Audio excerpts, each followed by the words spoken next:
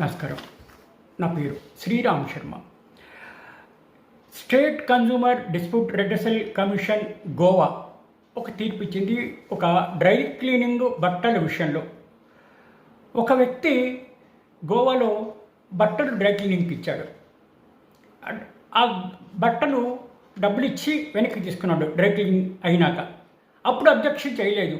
అందులో పాడైపోయినాయి, dry cleaning వాడు పాడు చేశాడు అని చెప్పేసి ఇంటికి వచ్చాక అవి చూసుకుని కేసు పెట్టాడు. కేసు పెడితే ఇట్లా స్టేట్ ముందు డిస్ట్రిక్ట్ కన్జ్యూమర్ కోర్టులో కేసు పెడితే ఆయన ఫేవర్ వస్తే ఇట్లా డ్రై క్లీనింగ్ వాడు స్టేట్ కమిషన్కి వెళ్ళాడు. నేను బట్టలు ఇచ్చేటప్పుడు సదరు కస్టమరు అబ్జెక్ట్ చేయలేదు, బాగానే ఉన్నాయి అని తీసుకున్నాడు. తర్వాత ఆఫ్టర్ థాట్తో ఇట్లా కేసు పెట్టాడు కాబట్టి ఇది చెల్లదు, డిస్ట్రిక్ట్ కన్జ్యూమర్ కోర్టు ఇచ్చింది తీర్పు తప్పు అంటే అతని వాదనని స్టేట్ కమిషన్ కూడా ఒప్పుకుంది.